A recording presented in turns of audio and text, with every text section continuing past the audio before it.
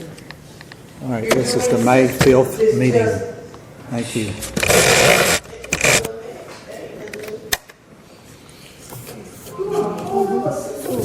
All right, so everybody needs to speak into their microphone tonight. So we're going to proceed with roll call, please. Oh, what? Wait, we're having some kind of... Hang on one second. Our main recorder is down. Hang on one second. We're going to have to pause for that. It turned off. I don't know.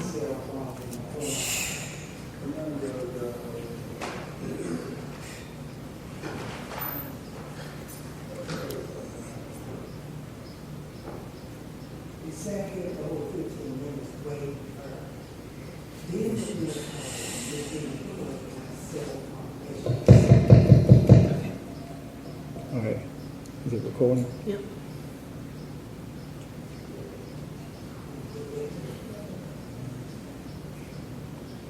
Is it recording? Yeah. Okay. It's a meeting for May 5th. At this time, we'll have roll call, please. Councilman Dunaway. Here. Councilwoman Temples. Councilwoman Kellis. Here. President Irvin. Here. Councilwoman Douglas. Here. Vice President Smith. Here. Councilwoman Cates. Here. Once again, councilmates, make sure you speak loudly into the microphone. Thank you. Next, we have...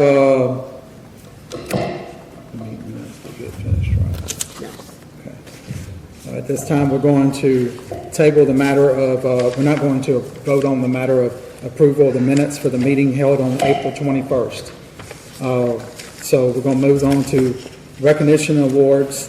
There are none. Recognition awards, there are none. And appointments and the nominations and boards of committee members. Ms. Christy Tanner, appointed to Planning and Zoning Board.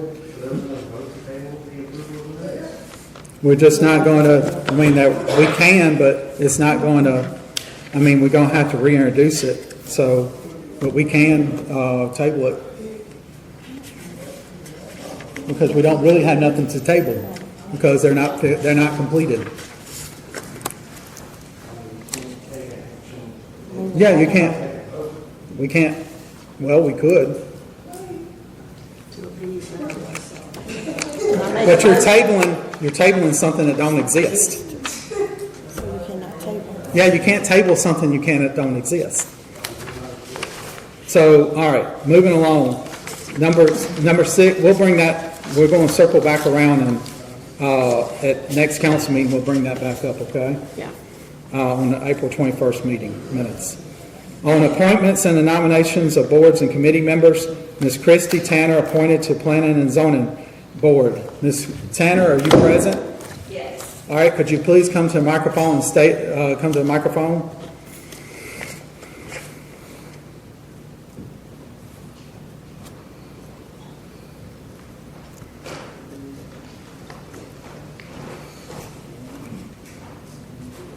All right. Good evening, Ms. Tanner, and welcome. This time you're a candidate for Planning and Zoning Board. Please, before we take a vote on anything, please tell us a little bit about yourself and what qualifies you for the Planning and Zoning Board. And speak into the microphone, if possible. This one right here. I lived in Bogalusa my entire life. My family has a business here. This is our 75th year. I have served previously on planning and zoning for 9 years. I have to say, with my civic and my church committees and different things I've always served on, this was my favorite committee to be on.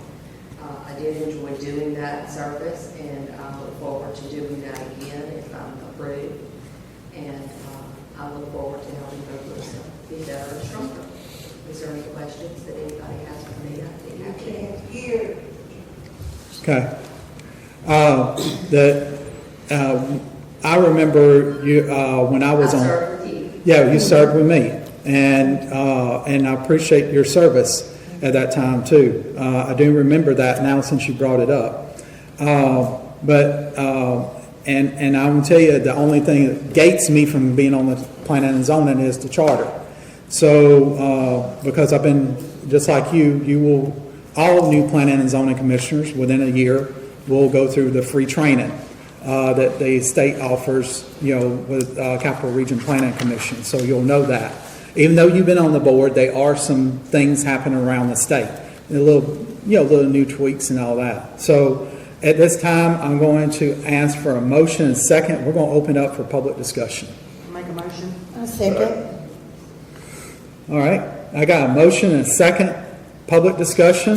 If you have any questions for Ms. Tanner, please come up forward. You've got 3 minutes. Please state your name and address at the microphone with the red on it, please. 5 Roberts, 1127 Avenue J. My only concern is about the application. You didn't put any contact information. No address, no phone number, no email. So when stuff goes on, how do they get in touch with you? I do believe when we served, it was at that time listed on the city website when the commissioners are on that board. So once approved, then we are there with the information. Because from my understanding, they've been having a problem getting a form with the planning and zoning. So with no phone number, no address, no email, that's kind of... No, I understand. Yeah, that's kind But of... we were listed before. I don't know. Her, Only when elected. just to jump in here real quick, she lives on Delta Street in the 200 block, 300 block, and she has voted in the last 2 elections, so she is definitely a registered voter. And it doesn't matter about registered voter or That not, was my but question. she does live here. That's what I'm saying. She does live I here. was just looking at that. Yeah, we made sure of The that. city or whatever should have We'll that release your information. number. Yeah, and But you still do that? Once approved, your number, all your information will be listed once you are approved. yeah, But his question was, it's a valid question. It Because is. they're not able to form a quorum, he was thinking maybe it's because the phone numbers are not listed, so that's a valid. I mean, But email, once, nothing. they are appointed and approved, then all their information is listed. But everything else on the application, great. Okay. That was my only concern. Okay, thank you. all right, any other questions? Please state your name and address for the record, sir. John McNabb, 202 Germany. Ms. Christie, we've worked together in the past. I was pleasantly surprised to see in your application that you have a degree in computer science. From a long time ago, but yes. And still light years ahead of where we are right now. We desperately need it. I think that you have the capability to be professional and to help move us forward like you're proposing to do. I think that anybody with technical knowledge, as far as any type of information technology work, can help us reduce costs and fixes to streamline our operations. And just, I don't really have any questions, just wanted to say Thank you. Next, please state your name and address for the record. No one's appointed. No one's appointed Jeff. How is she to be put on the planning and zoning? She submitted an application. Oh, okay. I was asking, who appointed her? How did she get up here? Because I thought it was the mayor that appointed people to these positions. That's been my understanding, that the mayor people to come before you guys. They can fill out an application. But They, it's as in the still citizens. mayor, correct? Currently, we're under fiscal administration, and fiscal administrator does have authority over boards and commissions at this time, Ms. Smith. And I'm just trying to give you an answer. Oh, yeah. I'm just giving you an answer. Not over the appointment of these things, correct? Yes, ma'am. It is over all boards and commissions. It is in the updated fiscal administrator law of 2024. Yes, ma'am. Okay, so when are y'all gonna do y'all job and do what y'all need to do to get Bob out of here? Well, that's something totally different. It's a different situation. We're only discussing about, Well, like yeah. I said, yes, ma'am. it's been the mayor's job to appoint people. Yes, ma'am. to these committees. When there's not a physical administrator, that is correct. You are absolutely correct. Yes, ma'am.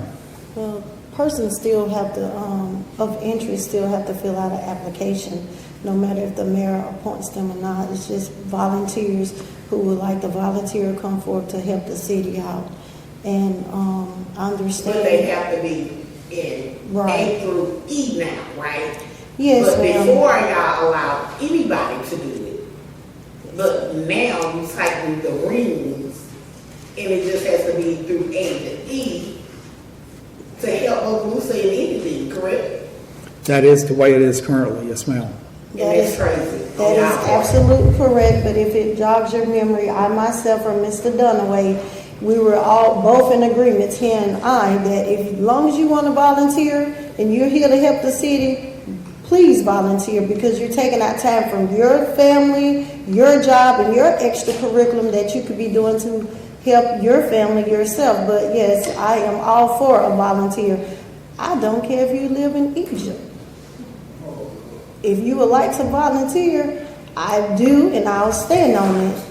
Say you should be able to volunteer. And just to tell y'all that the before I know y'all did, before you come up, that you can get download on the bogalusa.gov website a application, updated application, and it shows you anybody can do that. Fill it out for what commission you want to be on, and then we'll come up here. But I'm just telling you, everything is voluntary, and there are a lot of volunteers that do. There are people that do want to. All colors of the rainbow. We found out, me and Councilwoman Cates and a few others up here.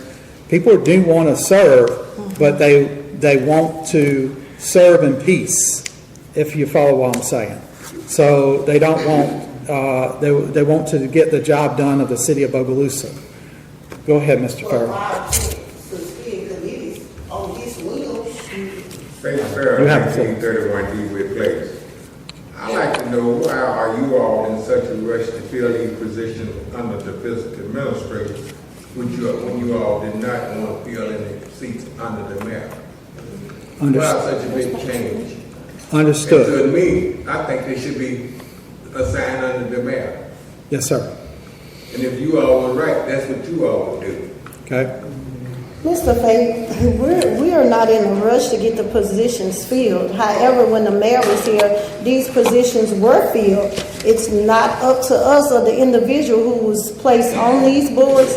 They got off the boards on their own wish, their own will, at their own discretion, per their own important decision. So that's why we're trying to make sure that the applications are put out for all citizens, including you, to come and help volunteer. So the boards were filled, persons got off of those boards on their own personal decisions. That dog not going to hunt with me because I attend most of all these meetings. I know what's going on here. Do you attend the planning and zoning meetings? I attend that sometimes, yes. Yes. But I know what's going on in Bogalusa. I've been in here in Bogalusa quite a while. I know what's going on. Yes, sir. You people need to start running this city like you're supposed to run it. Respect the mayor when he's in place. More like you all respecting Bob. You giving Bob too much authority.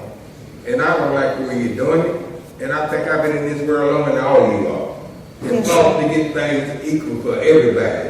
And it's not equal now. And it's wrong.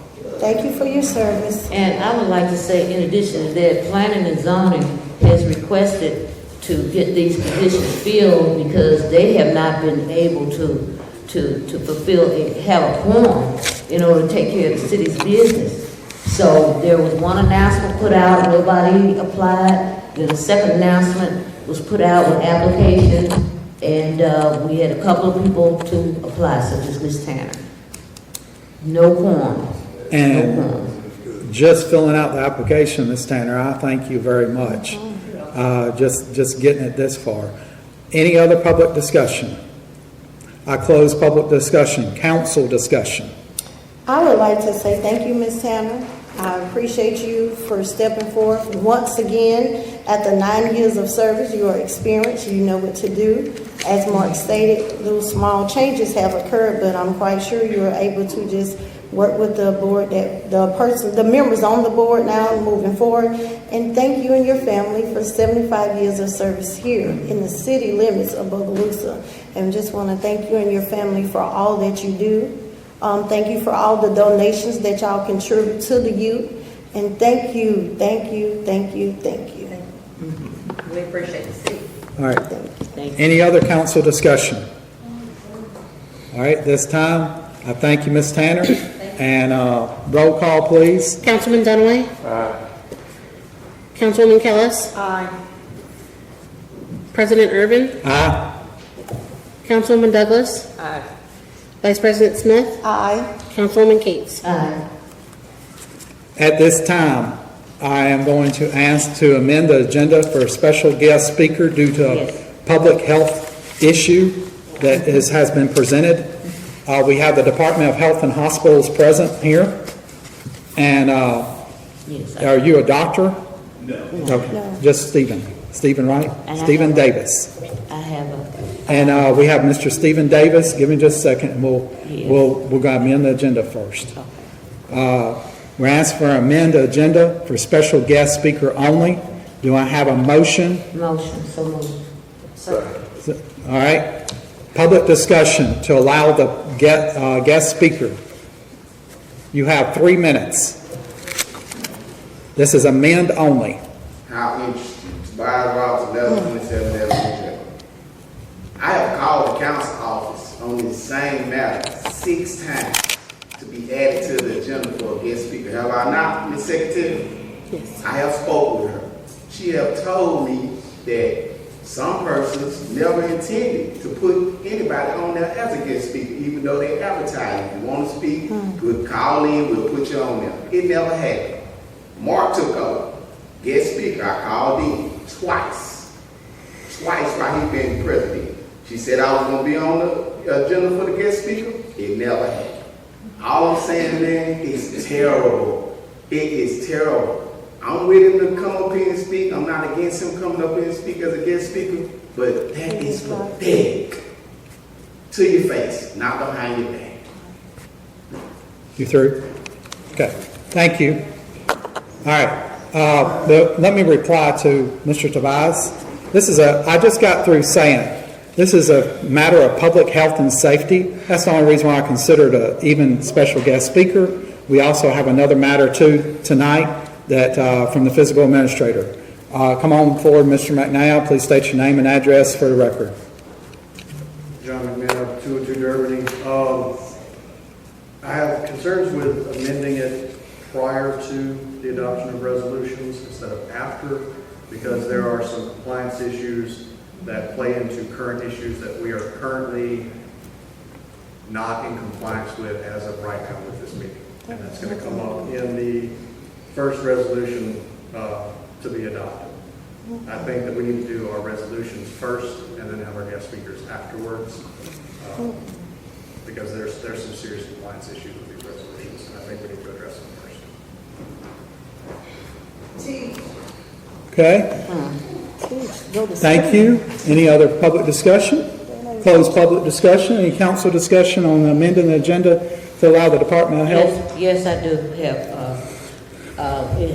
everyone knows that we've had concerns about our grades going from a B to a F. I talked extensively with the Department of Health 2 to 3 hours, and these folks were invited, Mr. Davis was invited to expound upon where we are and to get their particular guidance on what's going on. As President Urban said, it's a matter of health that we're trying to resolve. Doesn't have anything to do with resolutions or anything, but it has something to do with the reasons why we have gone from a B to a F. Okay. All right. Could we just hold the comments, Yeah. please, until our speaker finishes? Okay. Yes, I agree with that. And this is to get things out because there are things circulating that is misinformation. All right. At this time, I ask for roll call to allow him to speak. Councilman Dunaway. Councilwoman Kellis. Aye. President Irvin. Aye. Councilwoman Douglas. Aye. Vice President Smith. Aye. Councilwoman Cates. Aye. All right, this time, Mr. Stephen Davis, is that correct? Okay. He's with the Department of Health and Hospitals. Thank you all for inviting me. Speak into the microphone as close as you can. Thank you all for inviting me. I'm here to answer any questions. As you are aware, and Councilwoman Kate has recently said that the water grade last year was a B, and this year is an F. Those grades were recently released. There's several factors that go into how those grades are calculated. I think in your conversations with the section chief, Stephen, you went over quite a bit of that. If there's any questions about the grade or how to better that grade next year, I'm certainly here to help answer those questions. The grade itself is meant to help water systems be more sustainable. As you know, water, there's more to it than just the water coming out of the pipe, from the trenches, from the folks working there, installing, maintaining the pipes, all the way up to administration. There's a lot of factors that go into making sure that the customers get safe water, and that's what the grade is meant to capture. I don't know how much you want me to go into detail, but there are some deficiencies from what we call a sanitary survey, which is basically an inspection that the Department of Health does typically on a 3-year basis. And during those inspections, we sometimes cite what we call deficiencies, either minor or significant. The significant deficiencies are reflected on the water grade, and those are things that could be expected to potentially affect the water quality. I think in this case, just looking at the list, I think there are things that can be remedied relatively inexpensively and quickly. I didn't do the inspection myself, but just looking at those, there's things like screening vents on some of your water storage tanks that are easy fixes. And then there's some more administrative things, like the water grade requires documents to be submitted for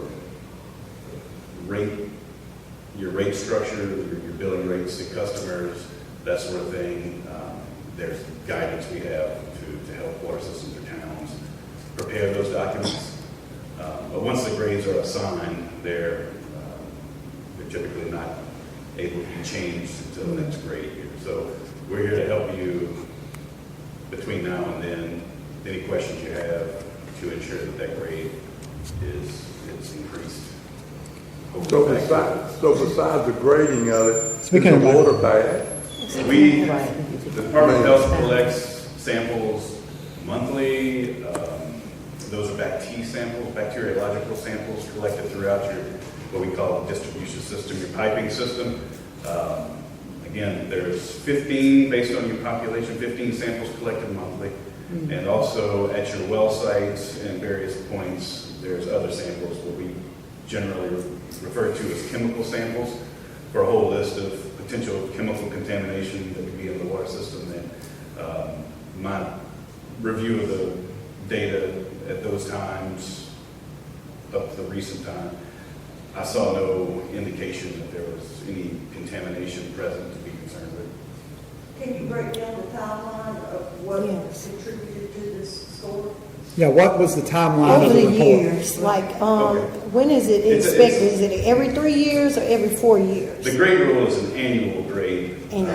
for the Right, calendar it's an year. annual grade.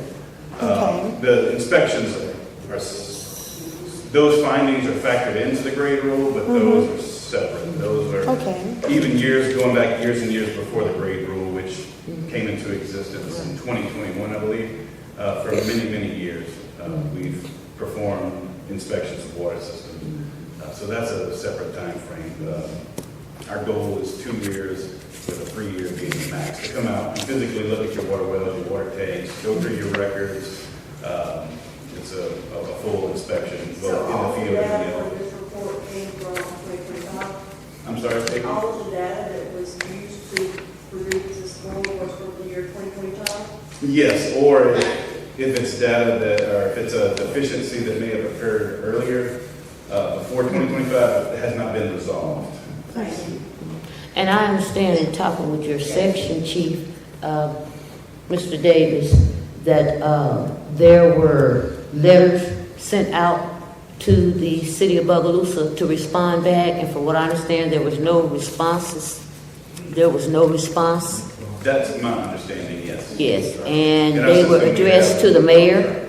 They were addressed to, They were addressed to the mayor. That's our point of contact. I can look through them, but that's typical. We, in our system, I have it in the packet. in water systems, we have public systems. They're all considered a public water supply. They can Yes. be privately owned, like the city of Baton Rouge is not owned by the city, it's a private entity. But in any case, we have what's called the administrative contact. Yeah. And for a town, it's typically the mayor. Yeah. And we can certainly include anyone who wants to be on that letter, typically the operator. But I understand the town is currently without what we call a certified operator. That's someone who has taken the appropriate level based on your population and past exams to demonstrate that they have the knowledge to maintain and operate the system. So the deficiencies What could the- have possibly been before 2025, but they were not corrected. Yes. yes, that's the information that we received when we called from, dated back to 2024. Yes. From June 2024, correct? hang on, we're going to take them from the public in a No, moment. ma'am. Hang on. Is it, so what you're saying is, Or to fix things. you're claiming that we don't have an operator at the moment? Because there is one down there. That's my understanding. Now, He says we have an operator, but they're not licensed. And, So- and, I can find that out real quick. okay, That's because we're what I trying to make mentioned. sure Yeah. Definitely everybody's clarify that. licensed. so I'll expound on that. We have water operators and sewer operators, and there's 4 categories based on population, the population served. A category, classification 1 operator would be for a very small system. A 4 would be for a larger system. For your population, it would be a class 3. For water, for this type of system, groundwater system, that person would need to be certified in class 3 in production, which is basically the well. They doesn't have the knowledge about the well that produces the water. A class 3 in treatment, which means they have the knowledge of the treatment, which is usually disinfection, chlorine added. So that's production, treatment, and then distribution. So they have to have a knowledge of the piping that gets it from those wells and chlorination units out to the customer. So, And you did speak to our public works director about this, right? Don I was not Jones? involved with this survey.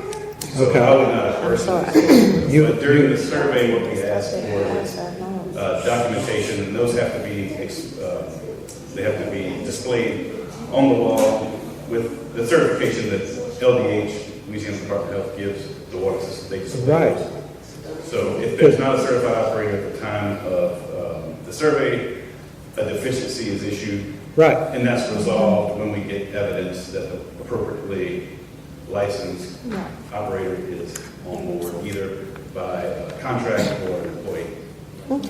Because Don has some of his licenses, that's the reason why I was asking. Because I'm trying to, he don't have all of them, but he has some of them. That's really why we was trying to figure that out. Yes. But the thing is that I'm trying to wrap my head around exactly what, because Don did not take over till June of 2025. Okay, Don Jones didn't. Okay? And he stayed, oh yes he did, because I went and collected my information. Thank y'all. So anyway, he took over, I'm just telling you, he took over at that time. He told me today, he took over at that time. Bob took over March 2nd, 2025, the physical administration. Okay? All right? Now, there was letters, emails, there was certified letters that was sent here from the Department of Health and Hospitals, and there was also that is why it led to the raid over here, that there were 40 unanswered emails from the Department of Environmental Quality, which I know that doesn't affect y'all, but y'all do work together because the things do overlap. So that's what led to the January 2025 incident. So we were not aware of all the unanswered emails and unanswered letters until they came in there and serving us with papers and looking for documents. And they went to the city hall backwards and forwards. So I'm just telling you, it sounds to me on the surface that there's possibly some missing details on y'all's side, and I think we need to get together. I'm not asking for the grade to be changed, but I'm just asking for us and going forward, we have the appropriate contact information. We can still include the mayor, that's fine, but we need to have multiple people to understand that we're out of compliance or in compliance right now. And like you said, and you're saying right now the water is safe to drink here in 2026, right? So the water has passed all the testing that we do, a snapshot in time, could have been 10 minutes ago, could have been a day ago. At that time, no contamination present that would lead to further action by the water system or by LDH concerning the quality. And to recap, you're doing monthly checks, Yes. random checks. So the bacteriological sampling is monthly. It's 15 samples spread over 2 weeks. Okay. I don't know the number of sampling taps you have out in your distribution, but they're rotated. So even though you take 15 samples, there's going to be more taps. So each monitoring period, each month, we rotate those 15 over 2 weeks and throughout the system, so that we're not just sampling this part of the system or this part. We get a full view of the water quality. And then from the wells, water produced by your wells, we're taking every 3 years a full sample set of chemical samples. All right, I think at this time we need to open up for public discussion. Let's keep the meeting moving. We do have another guest and all that does need to come on. So if you have questions, stay right there. Sure. We want to make sure the microphone picks up the guest and the constituent. All right, please state your name and address for the record. You got 3 minutes, sir. John McNabb, 202 Derby. I just want to ask, in 2025, are you aware, because you had mentioned that no contaminants were found when we were discussing the chemical testing, were there any excess fecal colic forms or other microbial contaminants found at any time during 2025 that you may be aware of? Because as citizens, we were never notified if that was the case. I see. I'm not aware of any. That's a lot of samples. Again, 15 a month going back. Fecal positive samples are rare. So we have two classes. We have total coliforms, which is basically all this type of bacteria. Then you have the fecal, which are a more concern from the fecal would be more of a concern for public health. So those result in increased actions.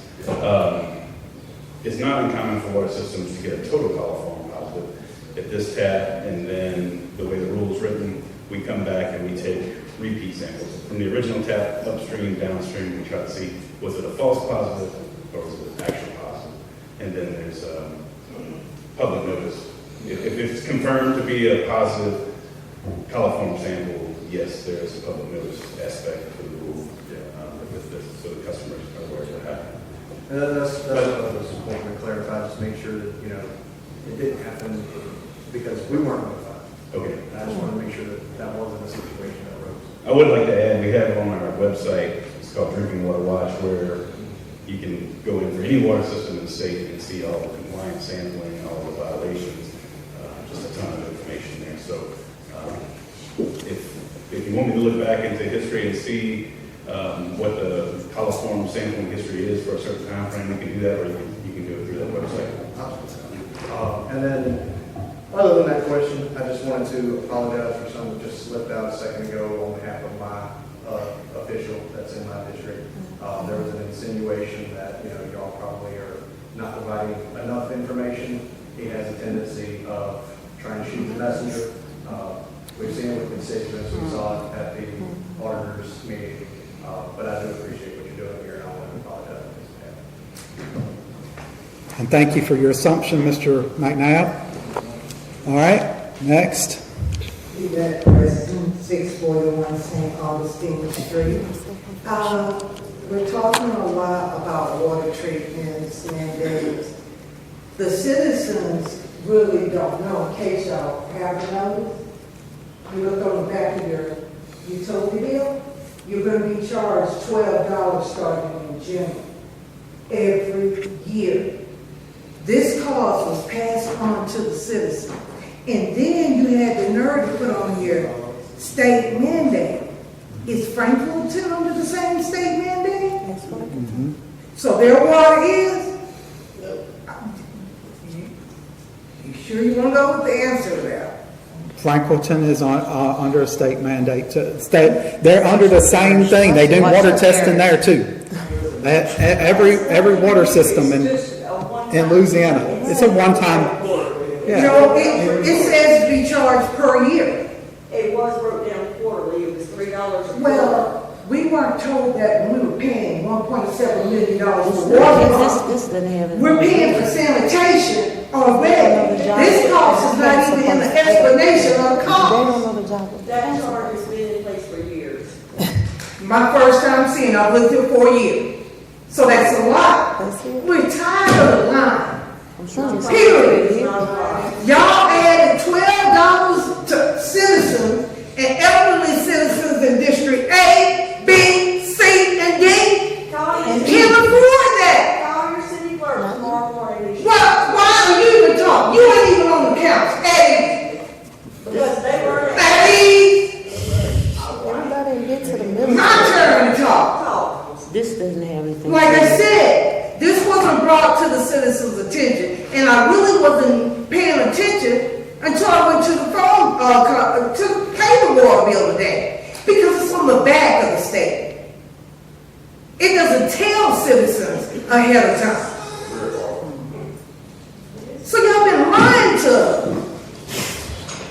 Miss Preston, Miss I Preston. have always known information to be printed on the back of your water bill, no matter if I'm sitting here I got as... one in the car, they on it. Yes, ma'am, but typically when the city wants to send a message, it is on the back of your water bill. I know you said you only been here for 4 years, let's try 44. Minus when I was a toddler, but whenever the city would like to give you a message... Yes, ma'am. Whenever the city of Bogalusa would like to get a message out, they do attach it to the back of your water bill. It's not attached. Excuse me, Mr. Stephen This Davis. doesn't have anything to do with You Mr. did say deficiency for rates.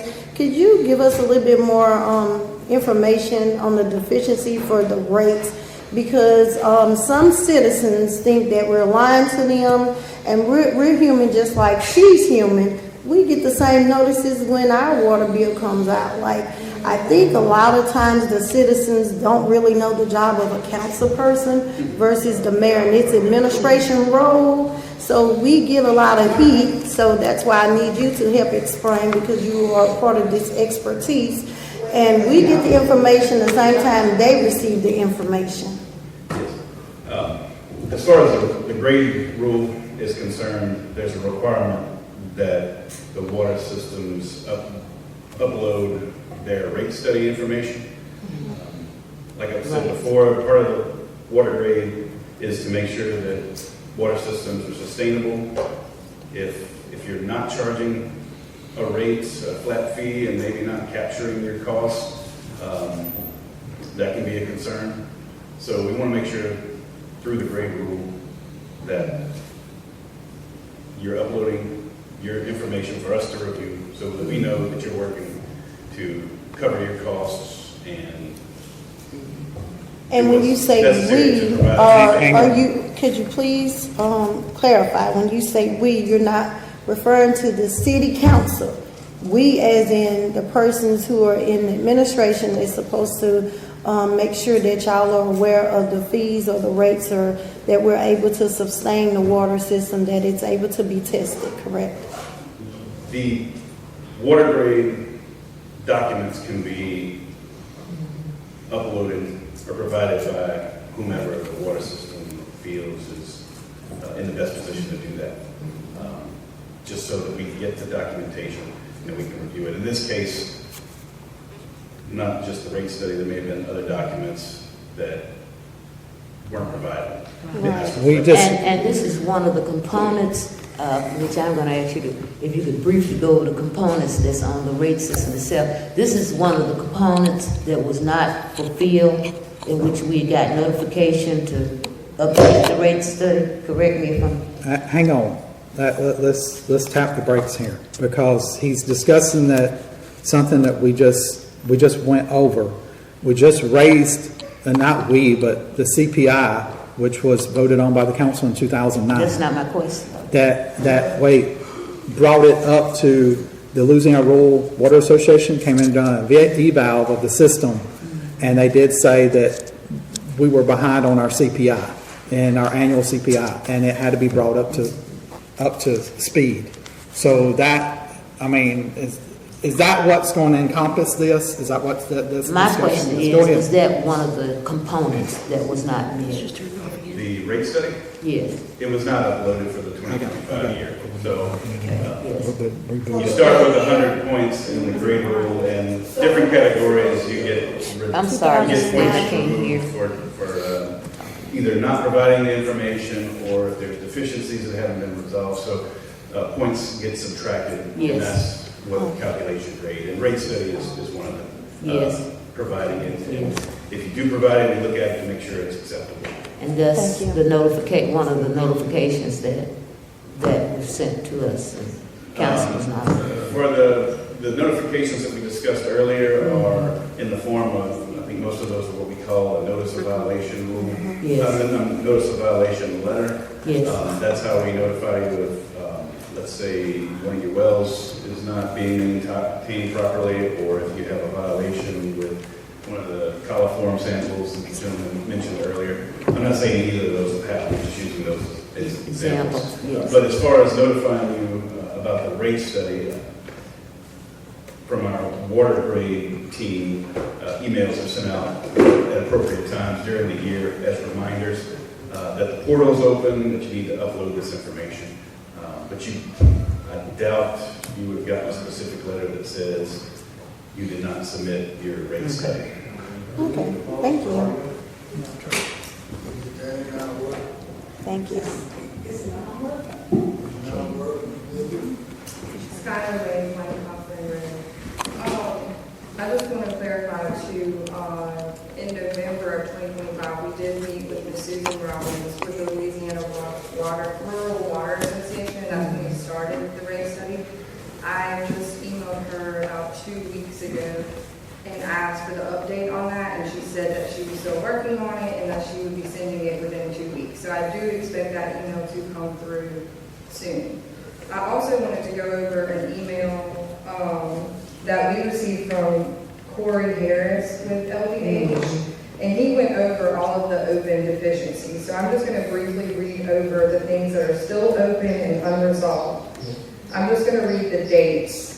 2019, 2022, 2022, 2022, 2022, 2022, 2022, 2022, 2024, 24, 24, 24, 24, 24, 24, 24, 24, 24, 24, 24, 24, 24, 24, 24, 24, 24, 24, 24, 24. So those are the dates that the issues happened, is that correct? I have to look at Hey, hold on, is the thing working more? I have to look at What's that? this, but Excuse me, someone's. All my recorders are working. Recording. Just keep going. Unprofessional. so yes, those would have been the dates of that sanitary survey or inspection where I presume Mr. Harris came out and he cited those deficiencies. Okay. So yes, Okay. those are the dates that he noticed, or whoever did the inspection noticed that something needed to be addressed and documented it in that letter. So that would probably be the date of the letter. Thank you. Okay. So one more question. Since these were all sent in 24 and 22, would you send follow-up letters on these same issues, or do you just send that one letter notifying us of the deficiency in 2024? Or do you just continue with a whole list of these are our deficiencies? So the first letter, this what we call the survey letter, notes the deficiencies, either major or minor, significant or minor. Gives a time frame for correction if we don't get either a response or you can request more time. In many instances, we give more time if the water system has a good plan in place and a justification for the request. We'll say, okay, we'll give you more time.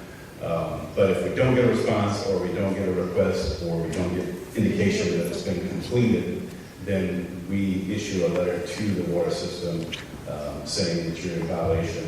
You have to give a public notice and let them know that you did not correct these deficiencies.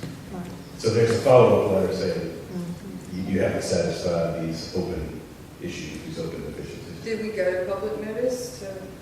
I have to check if, I'm not for sure, he just, Mr. Davis just stated after they reach out so much and no one responds, he said the next final letter will be a notice of violation letter. And then someone from the administrator will have to go in and submit a letter to respond so that they can come out and regrade the system.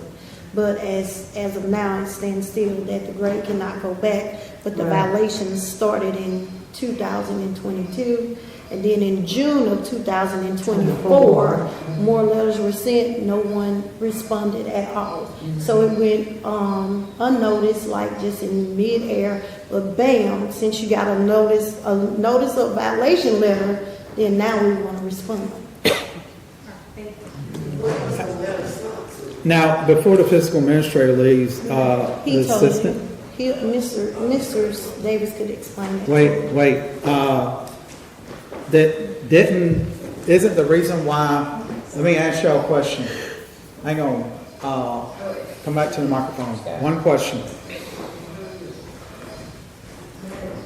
To clarify this, I want to clarify this because this was added in 2024 by state legislation.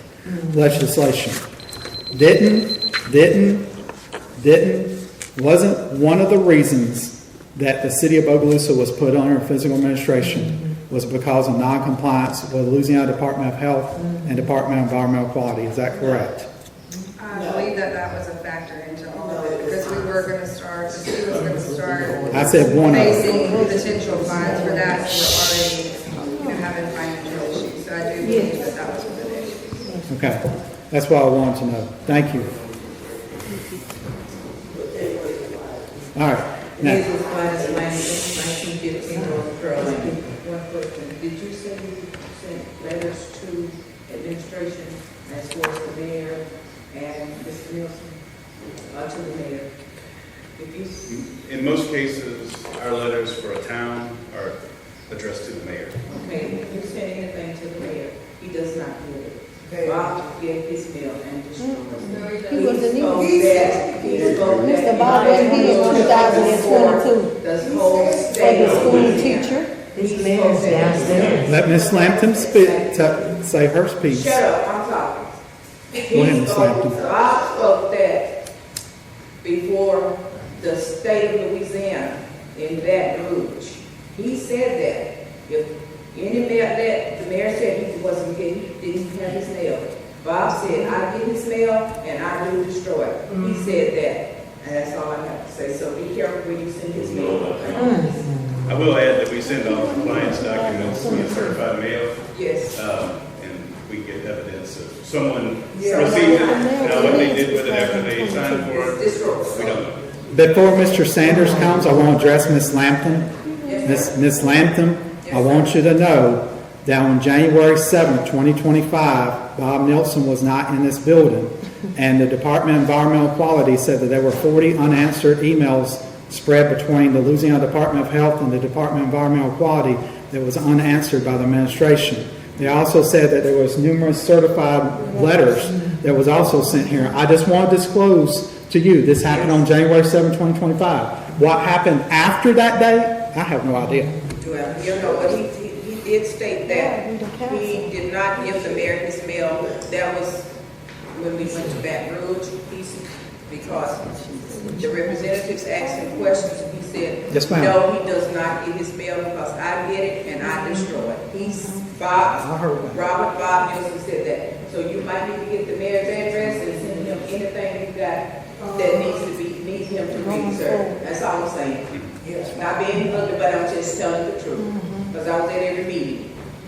Thank you, sir. Go ahead, Mr. Sanders. You stated 2022.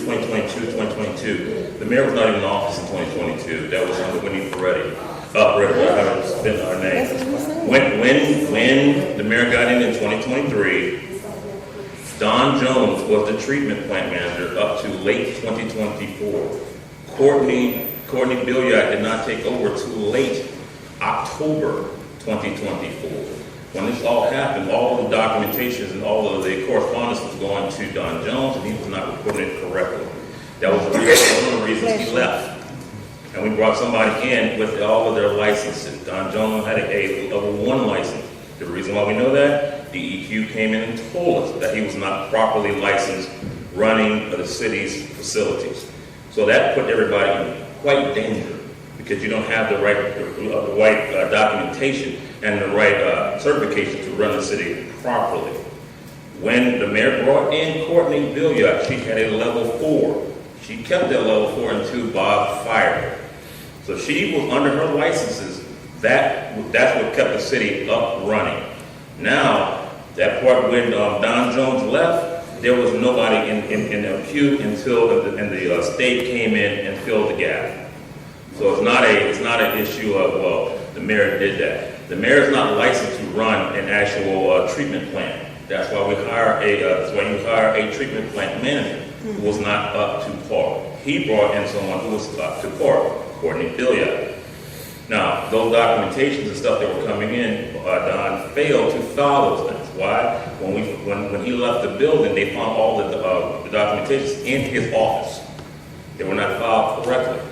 So the fact that they're bringing the 2025, that has nothing to do with it. The actual licensed person who was over the city, did not do his job.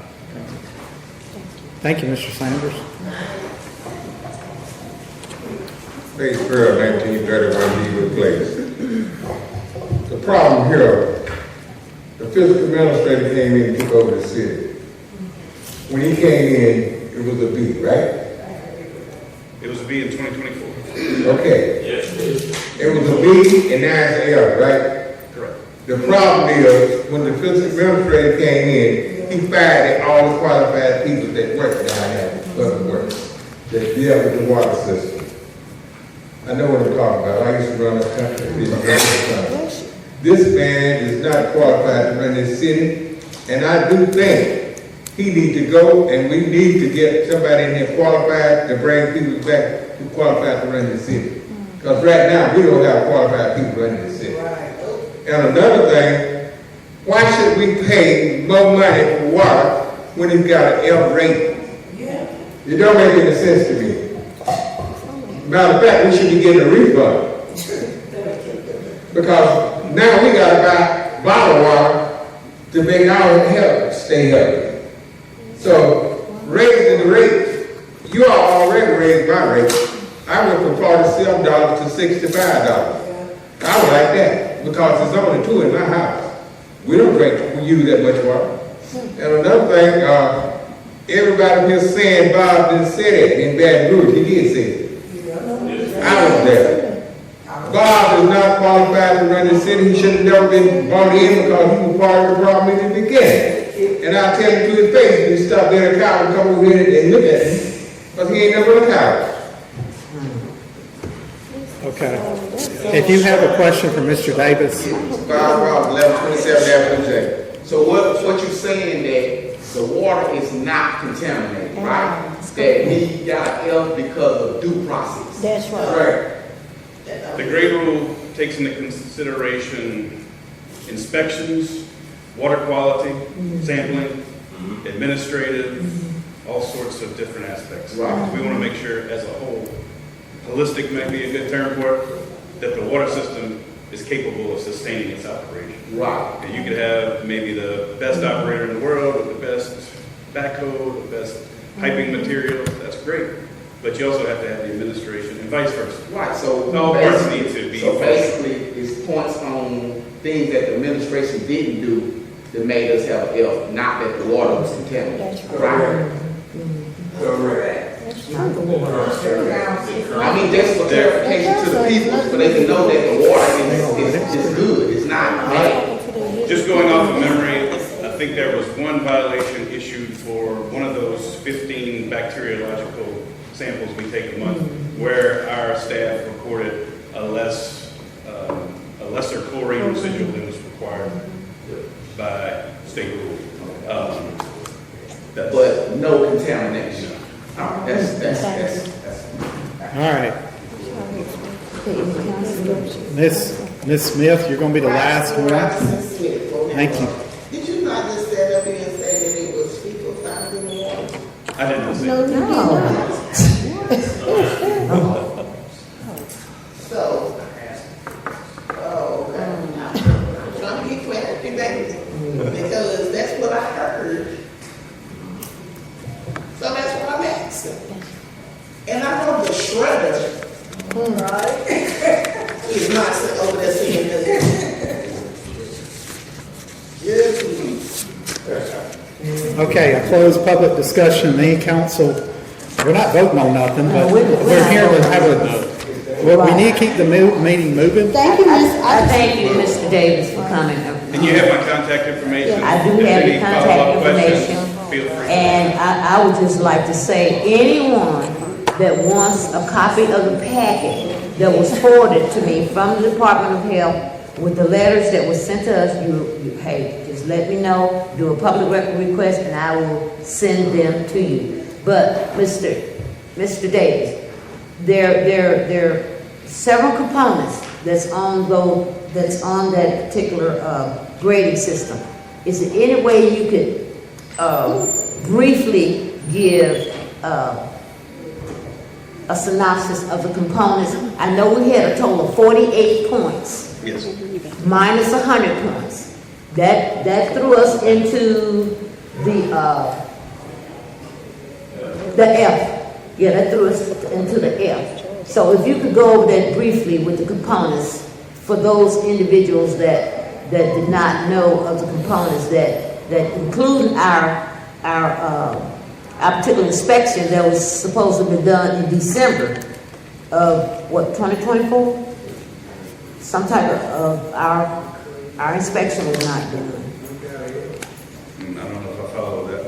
Okay, I can go through it.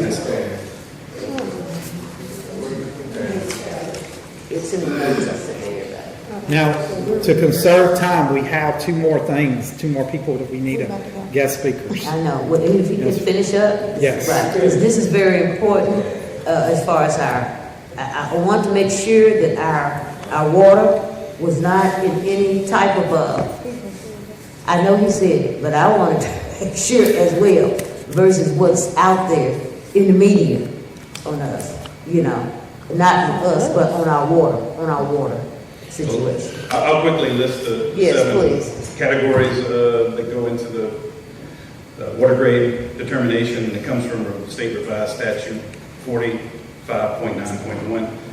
And those are federal water quality violation history. So that's, which we have no federals, correct? Zero. For 2025, we have no federal violations.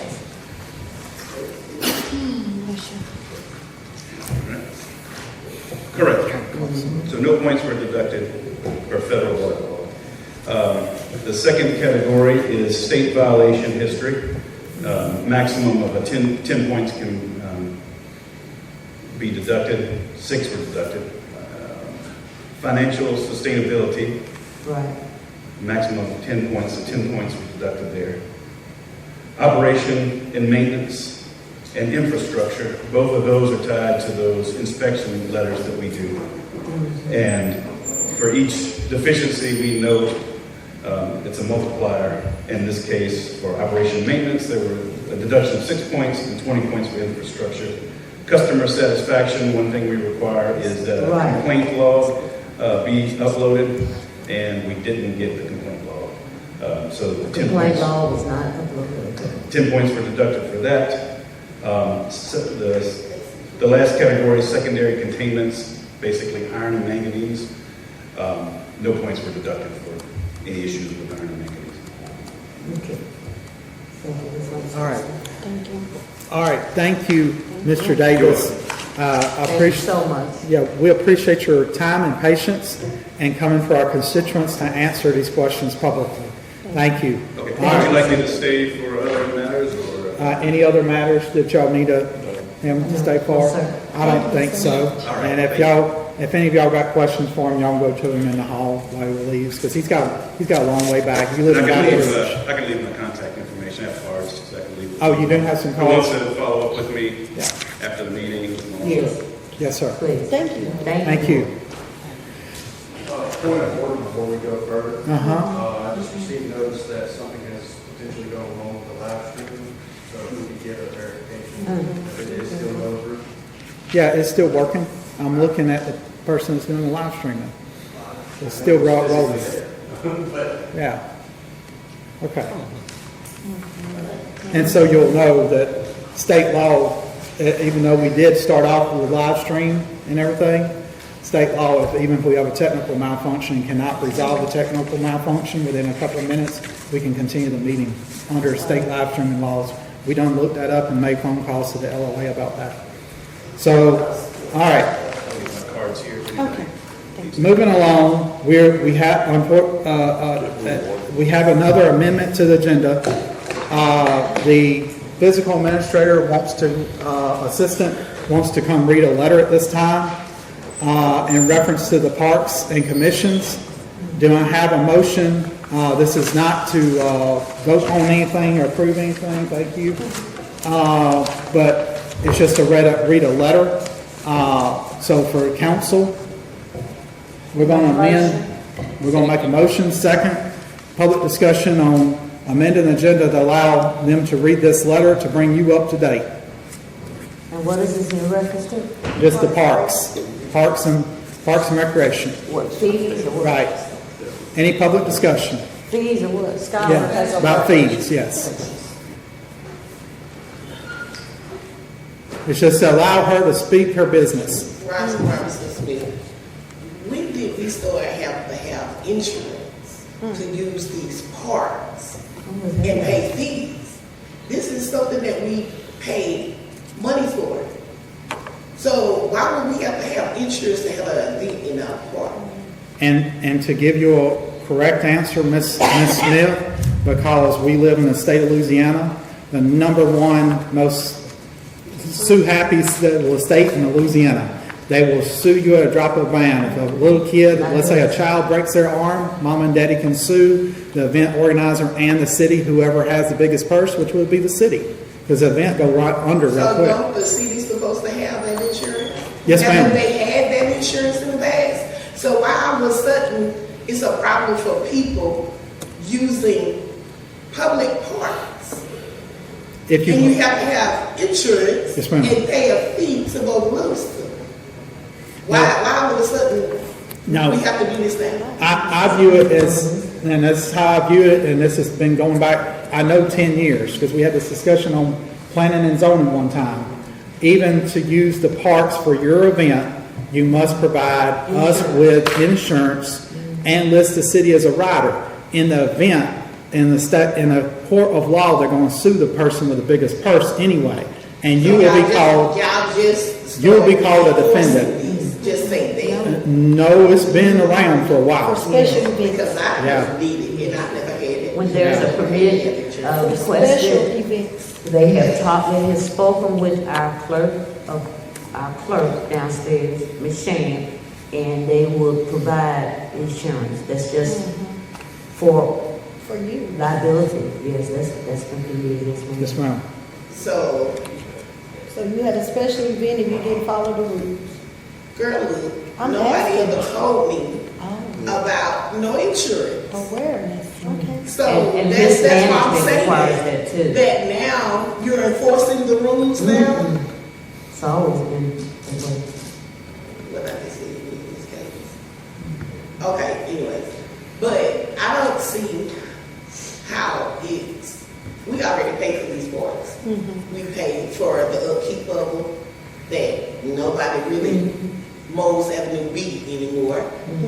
So now we have to mow the parks, get the insurance, and everything else on the car. That's a good point. All right, any other questions? Just to read this letter. All it is, she's gonna read a letter and y'all ask her questions after she reads the letter. We'll find out what's in But the I would letter. like to respond to her. Yeah, go ahead. Miss Smith, there's a 1950 code about parks. And it says, first come, first serve. That's one of the reasons why we didn't vote for renewing the parks fees a couple of years ago. When we were reelected, under Mayor Tyron, he brought fees too. Under the previous administration, Miss Wendy brought fees as well. And I remember it was a big uproar for the Blues Festival because of the new fees. Also, I want to say that maybe, I know Mr. Tommy Tyson came up and spoke with some more persons that were involved with the Little League about the parks, and et cetera, and that was back in 2023. So, yes, this have always been on the books, and this has always supposed to be, and for any special event that you're supposed to pay fees as well as have insurance for special events for large crowds. Only for large crowds, not for like, I need to go, I want to have my child a birthday party in the Cassidy Park. It doesn't, you don't have to bring insurance for that. If so, that's going to be something new, but I doubt it. But I'm just saying, any birthday parties for little kids, no. But like large events with large crowds, it has always been on the books. Okay. Any other public discussion? There be none, council discussion on the amendment. All right, roll call, please. Councilman Dunaway. Councilwoman Kellis. Aye. President Irvin. Aye. Councilwoman Douglas. Aye. Vice President Smith. Aye. Councilwoman Cates. I'm not certain on this amendment because if it's involving park fees and redoing our park fees,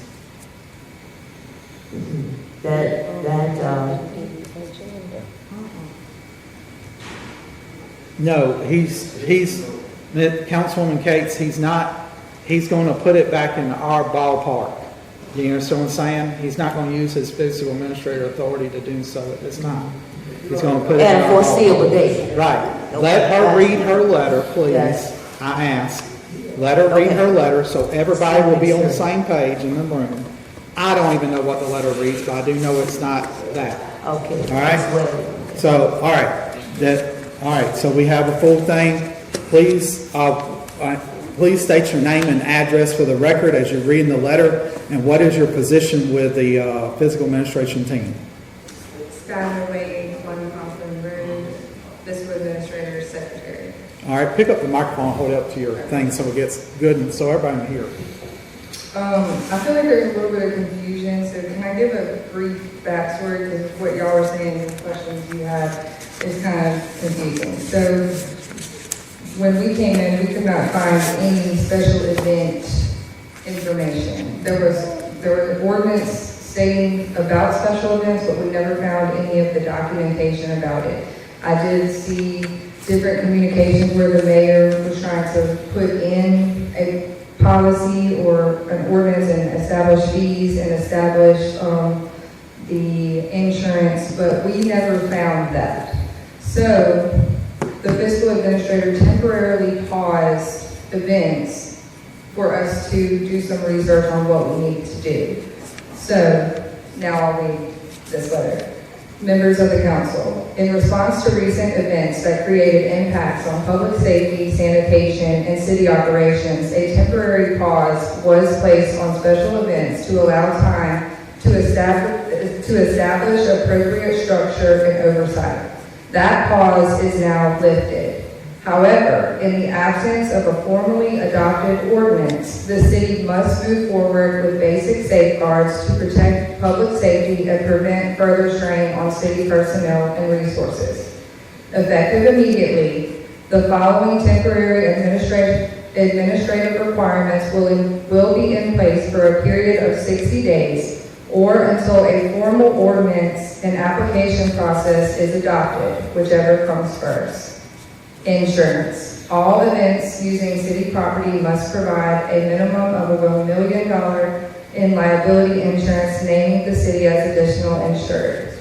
Police review. Events expected to exceed 50 attendees may require police detail based on public safety needs, as determined by the Bogalusa Police Department. Advanced coordination. All events must be coordinated with the city in advance. Same-day requests or last-minute modifications will not be accommodated. Responsibility. Event organizers are responsible for sanitation, cleanup, and overall event operations. These measures are not optional. They are necessary administrative actions to ensure events are conducted safely and responsibly during this interim period. The city cannot continue operating without clear standards in place. Establishing a defined structure not only protects city resources, but also ensures that event organizers and citizens have a clear process, allowing events to be properly supported and run more smoothly. Draft versions of the special event ordinance have already been provided to the mayor and council. It is anticipated that this matter will be placed on an upcoming agenda and acted upon within this 60-day time frame. Until such time as a formal ordinance is adopted, these requirements will govern all applicable events. Thank you, Bob. I'm going to respond back to the fiscal administrator this time, and this is a public thing. Any fees for transparency and clarity will be posted on the bogalusa.gov website, and they will also be posted in the building. It will be handled just like a financial document, the 2026, like our regular finance document, and it will lay over for 30 days, okay? To allow full transparency, to allow the public to view, and I wish to have the fiscal administrator here, or someone that is very knowledgeable on those fees present here when that during the public participation. So just to let you know, I'm not being mean about it, but bringing up fees can be contentious, and the public needs to understand why this is. Now, we've done our own research. We know there's fees in Picayune, Covington, Abita. We know all that, okay? And we know some of those are higher. And but we also want to keep, we want to have what we call win backs to get back some of our events. But we also don't want to burn them and drown them in fees and all that, because there are some events that just don't make the money the first year or two, okay? So you'll fully understand where we're coming from. I don't want something that pop on an agenda, and really I don't want anything to do with fees. We want to make sure it's on the agenda, introduced at one council meeting, and it's going to lay over not the following meeting, but the following meeting. So therefore, allow everybody to view it at whether in here, and we'll also put it at the library and all that as normal, but just like a regular, because this is a major situation, and so people will fully understand what's going on. Okay, so we'll be, everybody in the room understands what is going to take place when y'all decide to do that. Now, as far as the ordinance cover page, we may have to do some tweaks on that, which Councilwoman Cates will get with that. She's the most knowledgeable. I do have a rebuttal about stage fees in 2016 at our planning and zoning meeting. The deceased, Mr. James Hall, was Public Works Director, along with Chess Richardson, and they had some fees at that time. It was $500 for the stage, $250 for the stage, $500 for the whole part. I'm just saying, and it also said we had to have $500,000 in insurance. So therefore, that's how I knew tonight what it was. We actually saw the document. Now, what has happened to all that in the process, I have no idea, okay? So, because we went back and I've asked all kinds of people, and we've asked research, because this has been discussed for some time. All right, that's the president's comments about that. So, y'all heard what? Yeah, go ahead. I also have actually two comments that I would like for you to take back to Mr. Nielsen. One would be the city should not be responsible for the cleanup. I heard you read that the persons who are renting the park should be responsible. But this past weekend, the park was left in for adults to have rent the park, and the conditioner that it was left in a nice little way. Treat the park like you would treat your home or your yard. For the beer cans, all the alcohol bottles, kids are around. That's just doesn't sit well with me. And then the police, you read about the police being there. Like, I think we should just do it across the board. If Tamira have a party, then the police decides we want to be there. If Ms. Cates have a party, then they decide we don't want to be there. So we need some clarity with that. Either we're going to have the police or we're not. And what would be their role? I know safety is the main one, but who would ensure that the adults are not drinking, throwing alcohol bottles around or busting glass so that the kids may fall and cut their leg or their arm? Because the pictures that I saw from the last event, that I was called into play to make sure that they were able to use the park.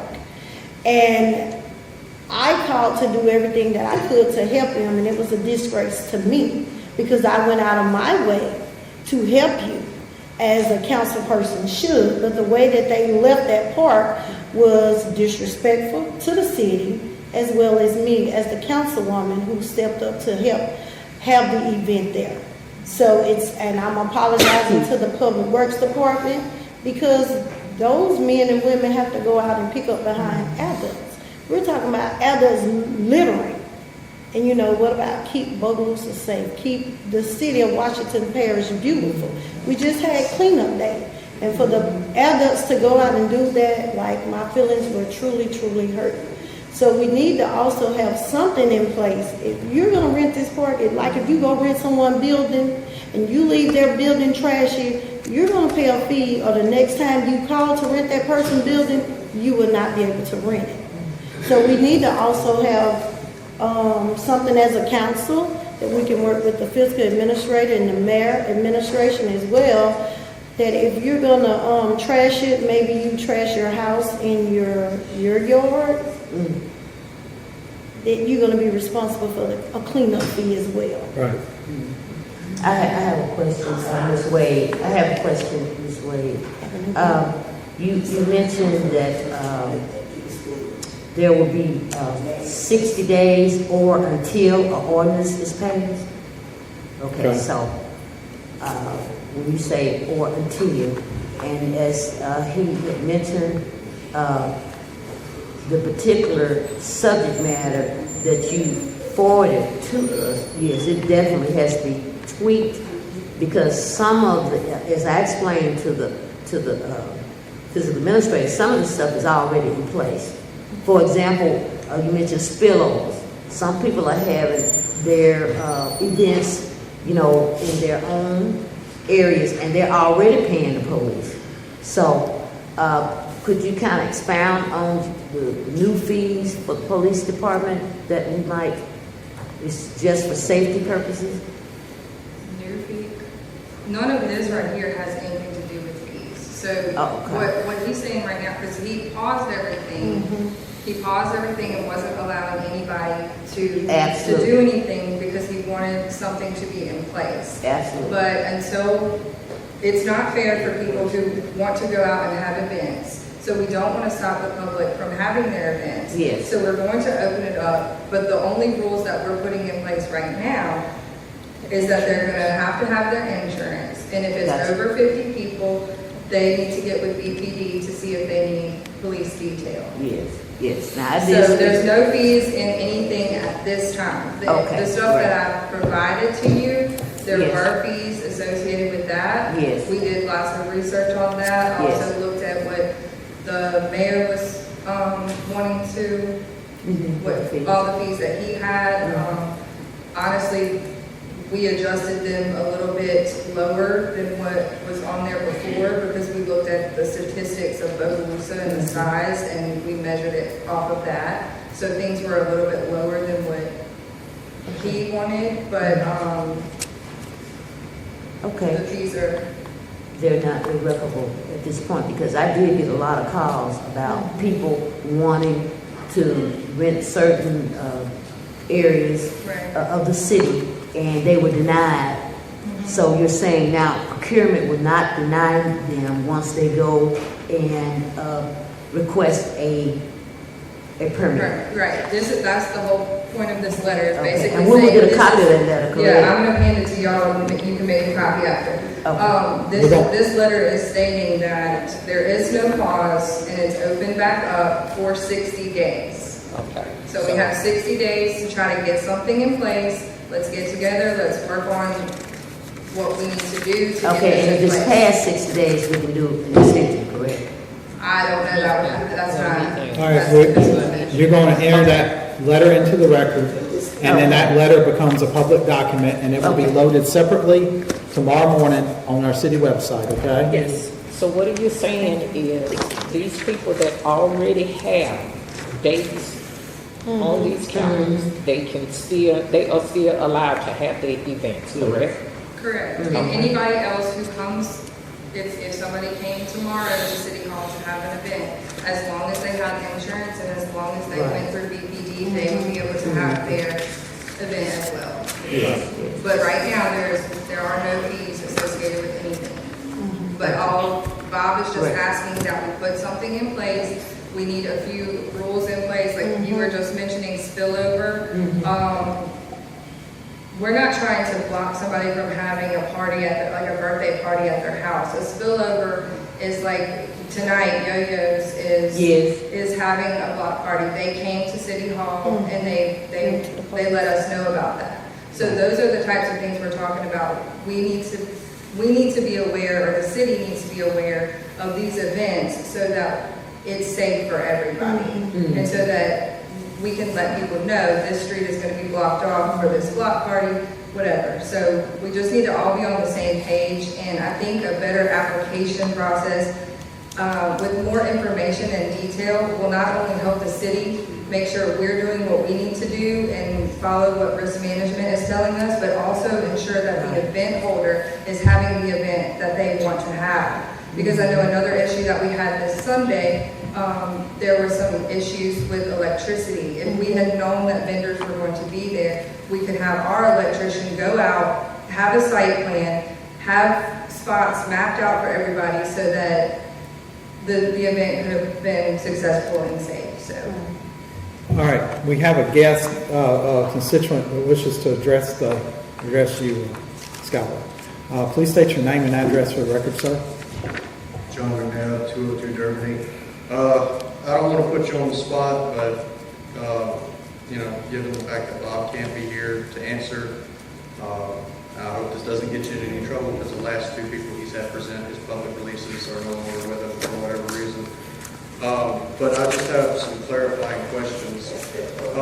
You briefly mentioned in that letter that event organizers need to coordinate in advance. Do we have a timeline of how soon prior to an event should they have something submitted, and who should they submit that to, and who makes the final approval? So right now, the events are approved. There are no rules, there are no guidelines on special events. That's what we're trying to put in place. So right now, as long as that date is available, then your event is approved. Who would, as far as coordinating in advance? So you how go soon, to, and then who? You go to Samantha Williams.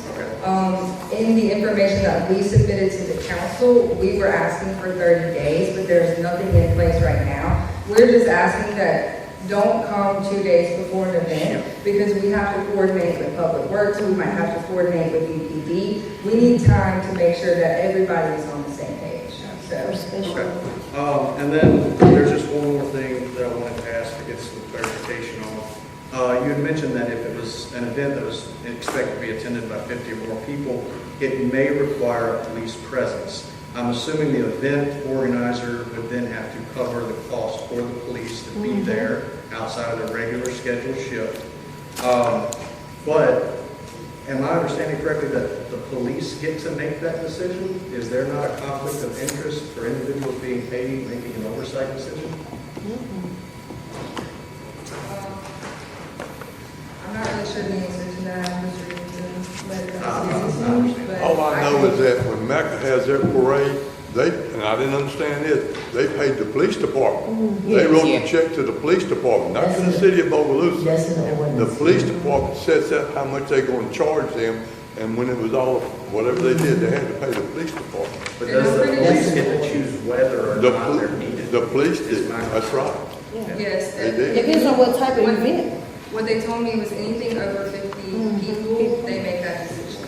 Maybe they're, I think that's up maybe to the the, thing is where there's a little bit more oversight, because when an organization or an entity is accepting payment or placing or charging for any services, if they're making the decision of whether or not they're required, there's room for a conflict of interest. And the people we have here may not be acting in bad faith, so it opens the door for someone to do so later.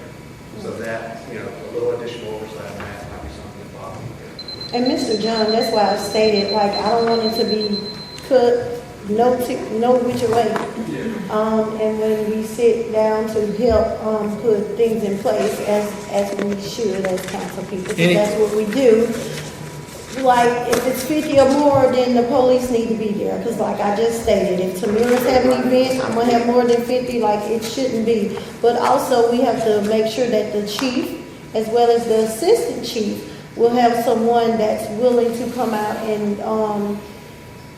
volunteer their time, even though they're going to be making money, but they have to be able to volunteer their time, so that's why in the timely matter. And Miss Samantha Williams does have a calendar that she keeps up with all the events, so that no one's double booking on top of nobody's event, and that she's able to instruct the citizen to go to the police department, especially when you want to block off a road. The police has to release those permits. So we need to have, if it's 50 or more for protection and public safety, the police will possibly be involved going My forward. concern was if we have, say for instance, a private security company or firm that's in the area that's wanting to provide services, we don't want to, violate their constitutional rights by saying, oh, you can't provide here because we're forced and bound to use the police department. Right. So maybe a clause where if you have your own security, you can provide it, because nothing that's going to stop job. But we'll have to be very careful with persons saying they have their own security, because they may not be licensed, trained, or certified, because we have so many people now trying to work for the city that's not licensed, certified, or bundled. All right, any other public discussion? We got to keep the meeting going. We got Ms. Babcock sitting here waiting as a guest. Thank you so much. And we hadn't got to her yet. This is a... Just a 1907 Beach out of just a quick back on the fees and stuff. Already you've got different individuals, some of them collect $500 just to even have some kind of little event or something like that. Could y'all kind of clarify that? Because they've been paying it to the police department. Mr. Chester. We don't have fees. So, yeah, right now there's no fees in place. All you need is the insurance. That's it. Yeah. So, at the moment. So was the fees in place before today? Because they had the individual have to pay that kind of money. Would that be it? Well, I'm definitely aware of the individuals who had to pay to use Avenue B, but that was only because of the hours and the large crowd. They were having over 100 persons, and they let me know up front because I was very instrumental in making sure that the games were being played. So yes, they did have to pay a fee to the police department, but that's why we're saying from today we get 30 days for 60 days to try to get everything in place, but yes.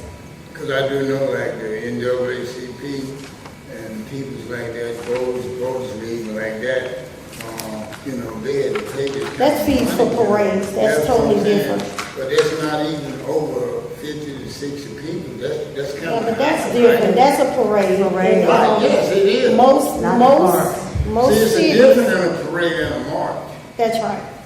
It definitely is. So you don't think 500 is kind of expensive, that the police department makes that amount? Who makes that decision, how much to charge? Well, it was passed, it was brought to our attention for the previous administration, and we put those fees in motion. So we all have a hit at the ball on that, and it's been very successful.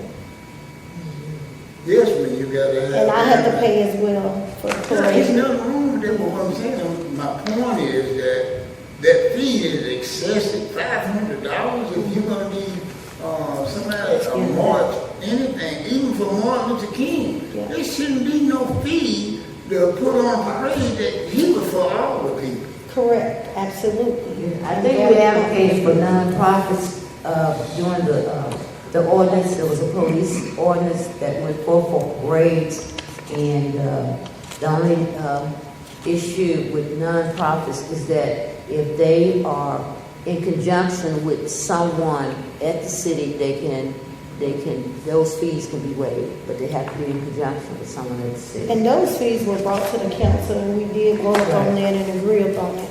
But we're not gonna get much riffraff since it wasn't the council idea, it was the administration. I agree with idea. Mr. Chester on that one. though. Well, we have to pay him, Chester knows, I do. he have to pay him, and I also have to pay him. Yeah. But I need to pay $500 Exactly. out of my pocket. And the little gentlemen that ride the horses. Now, back to Martin King is no way, Martin Luther King program, that's a legal holiday, you should be able to pay not one red penny. this is why you heard what I said. I'm going to lay this over for 30 days, and y'all go on the city website here in the building, just like a regular financial document, and look it over before we vote on it. All right. Now, we're closing public discussion. Thank you. We're going to end this at this time because all the council and everybody's had their say. So we're moving on. What else do we have to do besides this one? Resolution. We got, okay, council, adopt, huh? She don't know Oh, y'all want to do number 9? Yeah. You don't know. She can buy the rest of them. Okay, huh? You ain't done that. Let the lady do it. You ain't gonna do what you talking about, eight, but It's like she had to get out of her, she couldn't have her do the resolution. Do this one and then just introduce and then. Yeah, what we're gonna do is let us hear them, let her do it. Okay. We have a guest here tonight, so you'll understand where we're going with this. We're going to go ahead and do the public hearings and adoptions of ordinances, and we're going to come back and do adoptions of resolutions and then introduction of ordinances. She has waited here hour and 32 minutes. So the thing is so at this time, Councilwoman Cates, you have an ordinance to read. We are going to have a hearing in a moment. Go ahead, Councilwoman Cates. Yes, an ordinance to grant a Presidio Aviation servitude in Our Lady of the Angels, to grant a flight path for future proposed helipads next to Our Lady of the Angels Hospital. And this is up for vote. We have invited our expert here, Ms. Babcock, if you'd like to. Do I have a come motion? forth, please. So moved. Second. All right, we have a motion and a second. Ms. Babcock, please come forward. And Ms. Babcock, before we start, our sincere apologies, but we did have to take care of business with the city. Had some important matters tonight. Thank you, Ms. Babcock. Thank you. Thanks for having me. Thank you. Thank you. And I know you have been waiting months to come up here. And she says she will be here. All right. I told you I was coming. Yeah, what you need to do is hold the microphone so everybody can hear. Sure. And so we can, all the recorders can pick it up. All right. tell us about, state your name and address and what company you're with. Sure. So my name is Jessie Babcock, and from Baton Rouge, Okay. where I live. My You can just use the work address. work is 5500 Bankers Avenue, Baton Rouge 70808. And I'm a consultant for Franciscan FMOL and Our Lady of Angels Hospital. I help with their real estate projects, and this is one of them. So I'm really happy to be here to advocate for public health access and improved emergency health access via a new helipad that we're trying to build. We're trying really hard to build it. And in order to do that, part of what we need is this abrogation servitude. It's a little bit complicated, but the FAA grants flight paths. And in order to have a flight path, you have to have a clear landing path, which means that you can't have big, tall obstructions in the middle of the path. And so what we're doing is securing that flight path. So there's really not much action that would take by virtue of this servitude if I were to agree to grant it for this effort. Really what it's saying is that if there are any trees, big tall trees that are maybe along the sidewalk, that we would be able to prune them in the event that a limb were to extend into the flight path, for example. And the hospital would do that at their cost. And if there was any damage that was done by virtue of those efforts, then the hospital would remediate any damage that was created. And then kind of there are four basic buckets, right? One is that we can go in, prune, et cetera, as needed. We're going to fix it if we mess it up. And you're not going to build a flagpole in the middle of your road, right? Which you're not going to do anyway, practically speaking.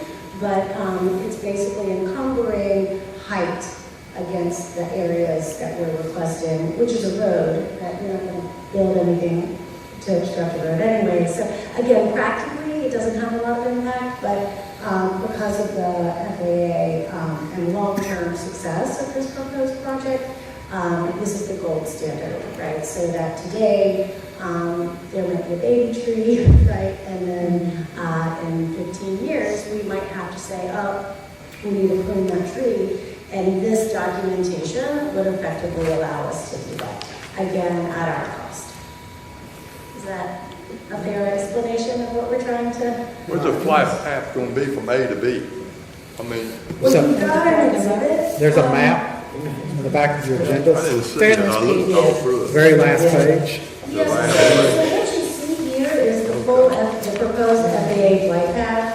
What's actually relevant to our conversation is the city's property. And that is primarily West 3rd Street and South Border Drive, as well as whatever buffer area along the road. So that's really the property that's in question for this discussion.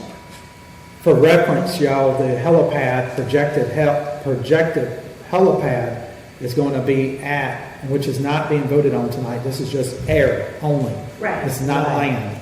Air only is at the old YWCA site. That is where it was. This is a project that was started 20 years ago. And it's been back and forth with the FAA, and the Washington Parish government has signed off on it already. Now it's our turn to decide what we're going to do with this, just with our portion. Right. So this is impacting city-owned property, and so again, we're having these simultaneous and same conversations with the other stakeholders. So for reference, I got a really great email from the library in the parish just this morning that the ordinance was adopted and approved, and so they're ready to sign this document that's presented here in front of you today. So again, what's relevant for this conversation with the city really is the impacted area that is the road effectively. And the trees got to be trimmed so the helicopter doesn't crash into it. That's basically Yeah, we're just put it in layman's terms. Okay, any public discussion about this? Please come forward and state your name and address for the record. Come up to the microphone, Mr. Sanders. John Sanders, former airport manager. Question, did you do this 7460 put in with the FAA for like any new building that's close to an airport? Because within the 3 mile radius, you have to put in the authorization to do so. So I'm not the FAA consultant. So this is approved through, so whatever that process is, whatever the due process is. Now, this isn't a airport either, right? So Right. this. It's for heliports, anything within that radius, heliports, markings, stuff like that, you gotta get them to sign off on it. Now, I'm not doing it to chastise, I'm actually gonna give you the forms. Oh. If you have the forms, so. Yeah, I mean, You gotta take it, take what you're. I'll take it and I'll ask the question, but Right. the hospital has lots of helpers on this project. Okay. And so the FAA piece Right. has their own. Yeah, that's right there. That right there is what you send into the area guys, area like Sarah, and she'll sign off on that, and so it'll give you that path. Because before they were using the airport at that little park, and now you'll be able to go. Is it going to be on top of the building, or is it going to be on the bottom, on the ground? It's going to be grade level. Awesome. Well, that's just thank you. All right. Good evening. Please state your name and address for the record. John McNabb, 202 Derby. I think a helipad is way overdue, even though the kids love seeing the helicopters land over in the ball field, but it is way overdue. My only concern, just looking on into the future, anytime there's any type of expansion or anything that's coming down the pipeline, do you know or have you been privy to any conversations that the hospital may be seeking any type of ITEP applications in the future to try and offset the costs of this installation? I don't know that. I'm not sure what you're referring to. Okay, the ITEP is this, it's a tax break on additional infrastructure upgrades and things of that nature. So that's why I was just curious, because ITEP does kind of pull tax money that would normally be in property taxes going to us, away from us. So that's why I was just checking to see if maybe there's any discussions of that coming down the pipeline. But if that may be something. The funding is separate enough. Okay, all right, I appreciate it, but I do fully support the help. Y'all do. Please state your name and address for the record, sir. Yeah, just in 1907 we talked about. We're saying that it's going to be there where the library area with the YMCA, is that the right? YWCA, where the old YWCA was? Yeah, that's what. Yes, sir. All right, Yes, now sir. my question is from that is, had y'all taken a look into the consideration with the meal department, because they do have some high stuff. If you got an emergency or something from the helicopter that's flying in that direction to land there, had y'all made sure they got the lighting that's on the high point if the helicopter got diverted from the path? Good question. Have the meal been notified to where some of those high spots do not have lighting with a blanket where the helicopter be able to see, because you can have an emergency and they got to get off path. So we need to consider that. This would show it going east. No, it shows it going west. It shows it's going west. So is that right, Ms. Babcock? The plan shows it's going west. It's not going east. East would be the meal. So, but anyway.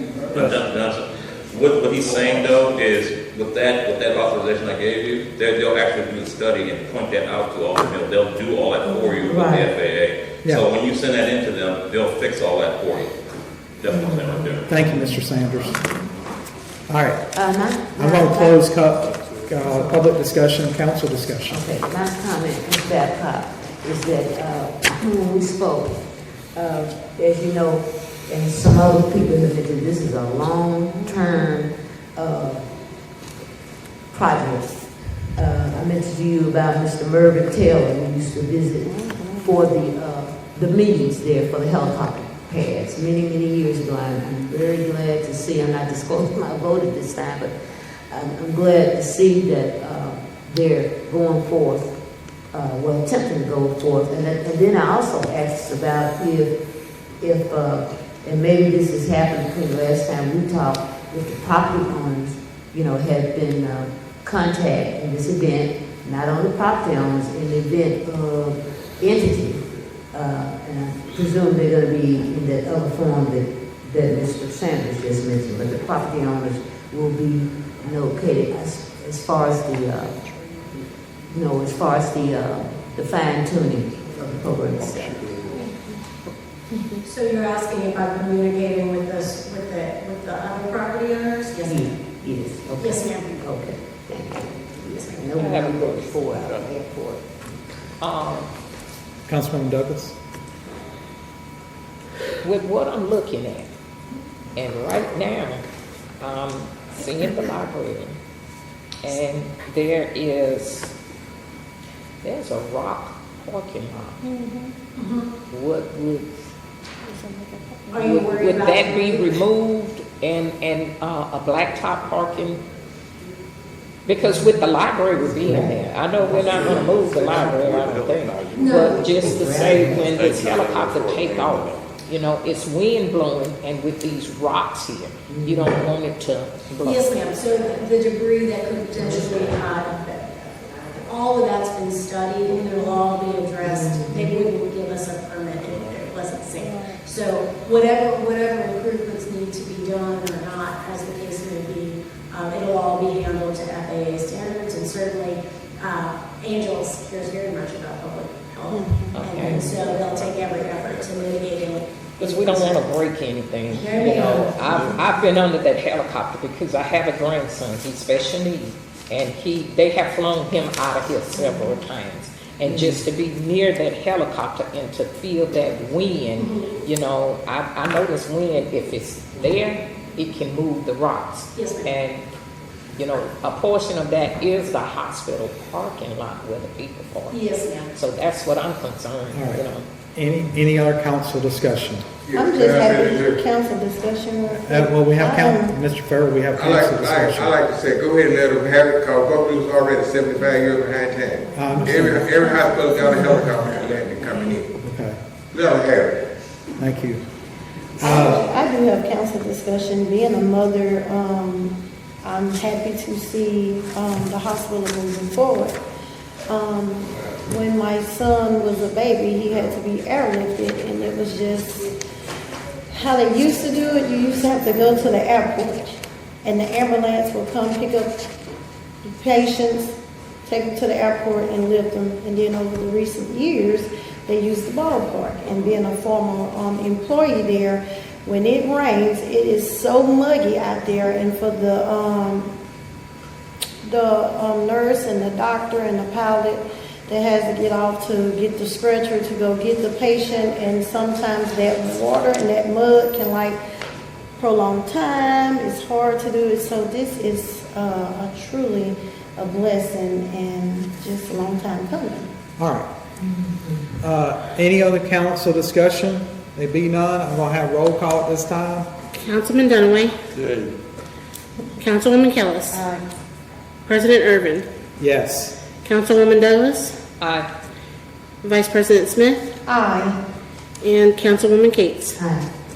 And Ms. Babcock, you go back and tell your company and Our Lady of the Angels, thank you for investing in the city of Bogalusa. It is greatly appreciated amongst the citizens and us. Thank you.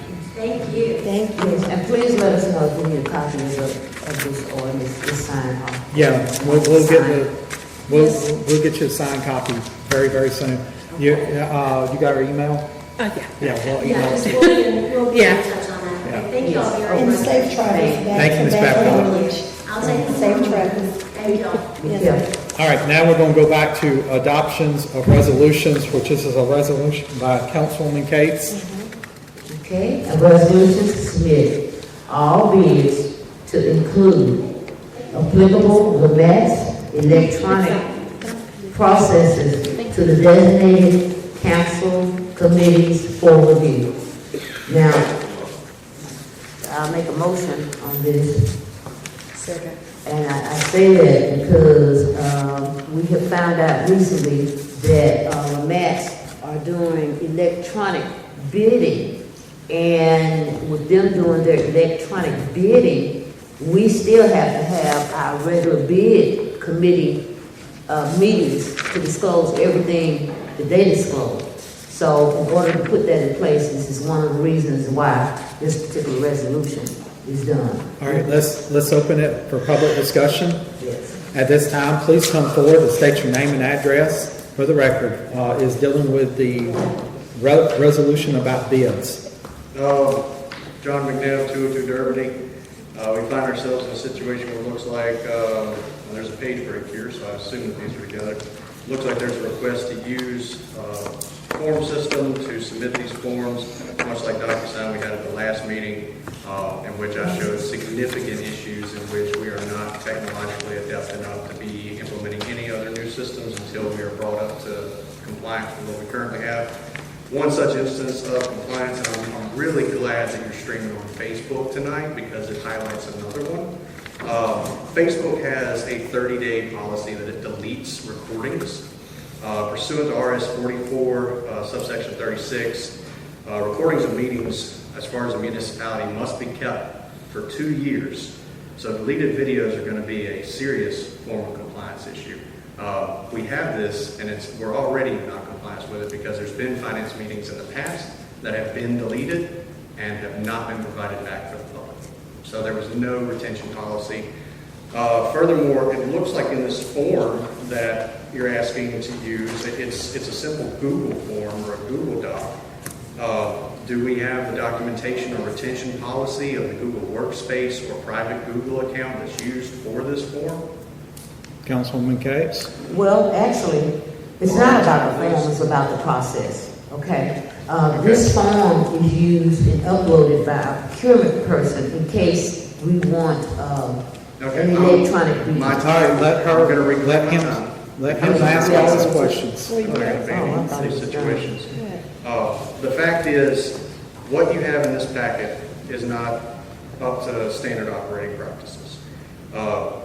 This current stream is probably going to fall to the wayside like previous finance and committee streams that have gone to the Facebook page that are in non-compliance of the 2-year retention policy required by the state. Furthermore, you have no verification of who operates, runs, or owns these Google Forms, maintains, retains, or what retention policy these Google Forms are going to hold. You don't even know what a Google Form is that I'm referencing. So, no. Just like with DocuSign, again, you don't know what you do have. You don't know how to use what you do have. Y'all don't need any more electronic tooling to make more and more problems because you don't even know how to use what you have. Couldn't even start the stream tonight on time because you couldn't figure out how to get an OBS system which has 2 pages of documentation running. We're not technologically adept enough to add anything else to the tech stack. No. If you read further in the resolution itself, Mr. McNair, this form is electronically by the Louisiana Municipal Advisory and Technical Service Bureau. I haven't looked at that. That's the individuals that made that particular form. Surplus auctions and things of that nature. So even under that, even looking into LMATs, that's going to be a no because the fiscal administrator has tried to sell off equipment of the city under surplus auctions in the past. And the council claimed that they were not aware of it when it came to our buses. So no, LMATs is not a good option. That was not through LMATs though. I know it was not through LMATs, but LMATs offers the same service, and for that reason, I think there's another reason that we should not be doing this. Until y'all do more research, have adequate training, and know how to use the tools at hand. Thank you. Okay. All right, any other public discussion? Any other public discussion? There be none, I close public discussion. Council discussion.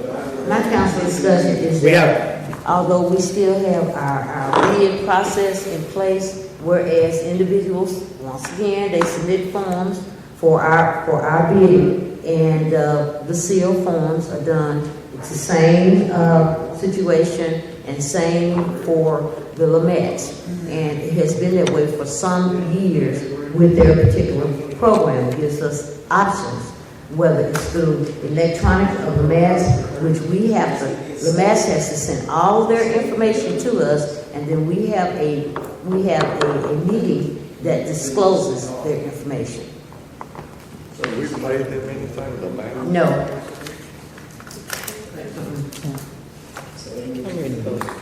All right. Any other council discussion that be done? Let's have roll call. Councilman Dunaway. Aye.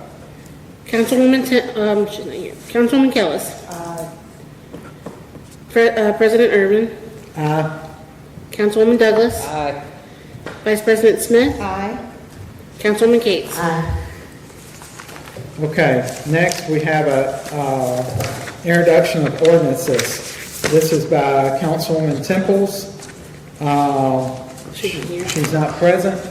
At this time, I'm going to read it. Ordinance authorizing the fiscal administrator to enter into a contract with DK Cruising for sand, gravel, and limestone and red clay. Do we have a motion on this?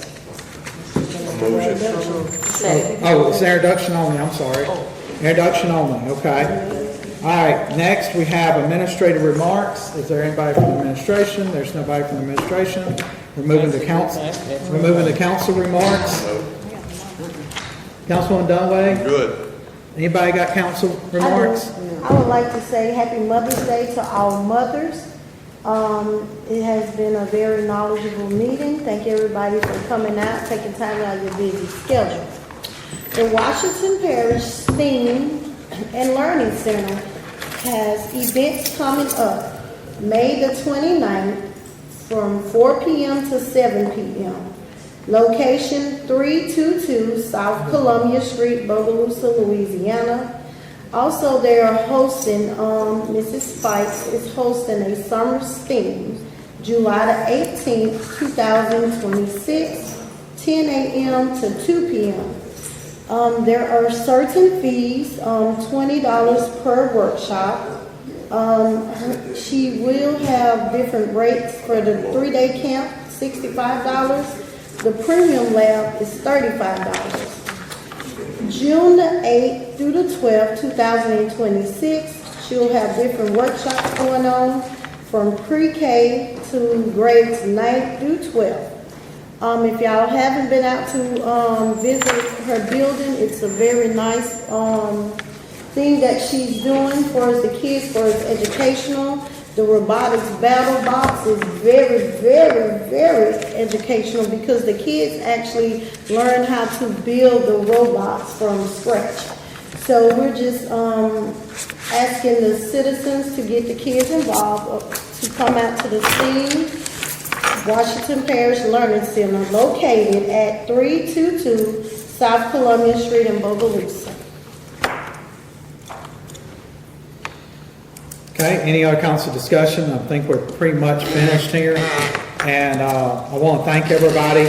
Remember, the next council meeting will be on May 19th. And I hope everyone has a great week. Do get your hurricane supplies together for possible upcoming storm season. All right, thank y'all. And this meeting is hereby adjourned. And see you next meeting.